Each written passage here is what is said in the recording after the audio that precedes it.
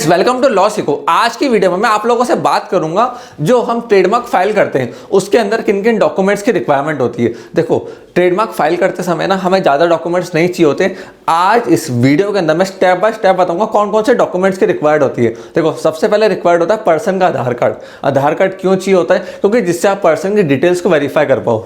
देखो अगर किसी इंडिविजुअल के नाम पे ट्रेडमार्क फाइल कर रहे हो ना तो उसका नाम क्या है, उसका परमानेंट एड्रेस क्या है, उसकी वेरिफिकेशन के लिए आपको आधार कार्ड चाहिए होता है। अब उसका क्या पैन कार्ड की रिक्वायरमेंट होती है? जी नहीं, ट्रेडमार्क फाइल करते समय पैन कार्ड की कोई भी रिक्वायरमेंट नहीं होती। एक चीज़ का ध्यान रखना।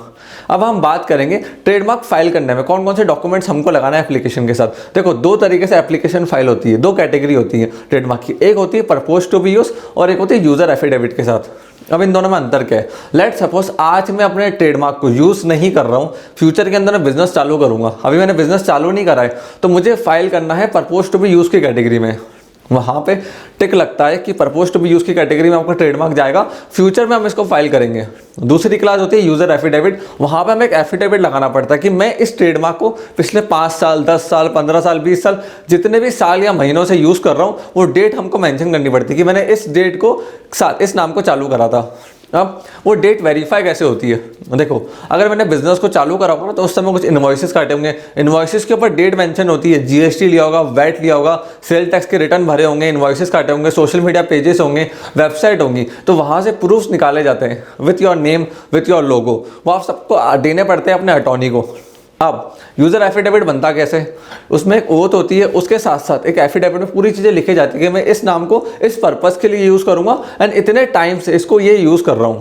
अब देखो एफिडेविट के अंदर एक चीज ध्यान रखना, हमेशा एनेक्स्टर लगाना। जैसे अगर किसी के पास वेबसाइट है तो उसके पास उस नाम का डोमेन भी होगा। अब डोमेन का वो इस रिकॉर्ड चाहिए होता है, WHOIS, वो इस रिकॉर्ड। अब ये क्या होता है? देखो आज आप किसी प्रॉपर्टी के मालिक हो, कार के मालिक हो, बाइक के मालिक हो, कैसे मालूम पड़ता है? आपके पास उसका एक रजिस्ट्रेशन डॉक्यूमेंट होता है कि रजिस्टर्ड डॉक्यूमेंट मेरे नाम पे बोल रहा है।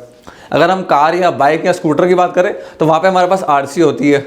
ओके तो ऐसे कुछ डॉक्यूमेंट्स होते हैं जिन पे आपका नाम मेंशन होता है। जब हम डोमेन को परचेज करते हैं ना तो वो इस रिकॉर्ड के अंदर जो उसका ओरिजिनल ओनर होता है उसका नाम चढ़ाया जाता है कि ये इस डोमेन का ओनर है।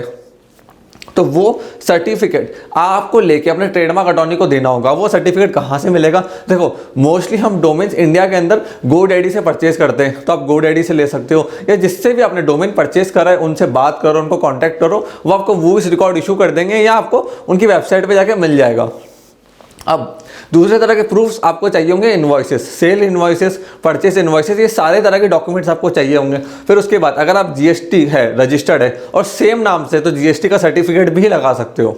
उसके बाद आप और कौन सी सर्टिफिकेट लगा सकते हो? देखो अगर आपके सोशल मीडिया पेजेस हैं, वेबसाइट है तो उनके लिंक्स लगा सकते हो, उनके प्रिंटआउट्स लगा सकते हो अपने सोशल मीडिया पेजेस का, मार्केटिंग का। वो ऑफलाइन मार्केटिंग भी हो सकती है कि मैंने इस नाम को यहाँ पे ब्रांडिंग करी है। तो ये सारे डॉक्यूमेंट्स रिक्वायर्ड होते हैं अगर आप एक ट्रेडमार्क को काफ़ी टाइम से यूज़ कर रहे हैं और उसको आप चाहते हैं कि मैं यूज़र डेट क्लेम करूँ अपने ट्रेडमार्क के अंदर। सो फ्रेंड्स ये कुछ डॉक्यूमेंट्स है जो रिक्वायर्ड होते हैं अगर आपको अपने ट्रेडमार्क एप्लीकेशन को फाइल करना है एंड ट्रेडमार्क को फाइल करना है, जो उस समय रिक्वायरमेंट होते हैं। सो फ्रेंड्स मैं आशा करता हूँ ये वीडियो आपको पसंद आई होगी। प्लीज़ इस वीडियो को लाइक करके जाना, चैनल को फटाफट सब्सक्राइब करो। मैं डेली IPRs के ऊपर वीडियो आप लोगों के लिए लेकर आऊँगा जिससे आप लोग कोई भी काम की इंपॉर्टेंट इन्फॉर्मेशन मिस ना करो।